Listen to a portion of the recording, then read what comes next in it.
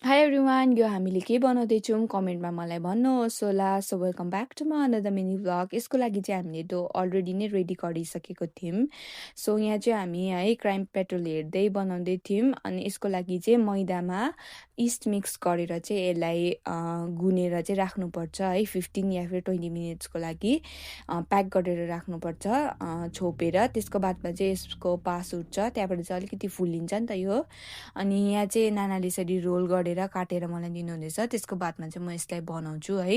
यसलाई चाहिँ अलिकति तन्काएर यसरी घुमाउनुपर्छ है, त्यहाँबाट चाहिँ यसको रोज खालको डिजाइन निक्लिन्छ। अनि यो बनाउँदाखेरि चाहिँ डो त हाम्रो रेडी भयो, त्यसलाई चाहिँ हामी बेलेर चाहिँ राउन्ड सेपमा बनाउँछौँ है। अनि त्यसको माथिबाट चाहिँ तेल लगाउनु पर्ने हुन्छ। तेल चाहिँ भेरी मच इम्पोर्टेन्ट है।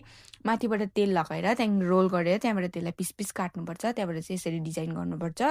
अनि धनियाँ चाहिँ तपाईँहरूलाई लगाउनु मन छ भने लगाउँदा हुन्छ, त्यो नत्र चाहिँ नलगाउँदा पनि हुन्छ, आफ्नो मर्जी हो। सो फाइनली हाम्रो यहाँ चाहिँ रेडी भइसकेको छ, हामीले सबै बनाइसक्यौँ। अब यसलाई म गएर बसाउँछु है।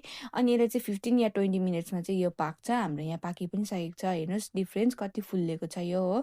अनि हाम्रो यहाँ चाहिँ चिकनको ग्रेभी थियो है, चिकन पनि छ। अनि हामीले चाहिँ ग्रेभी खालको मिठो हुन्छ र हामीले यसरी बनाएर खाएको है। विन्टरमा एकदमै मिठो हुन्छ यो चाहिँ। यति साह्रो मिठो भएको थियो कि गाइस। आजको लागि चाहिँ यहीँसम्म। See you in next video. जसलाई याद छैन यसको नाम चाहिँ T momo. So bye bye guys, thank you for watching.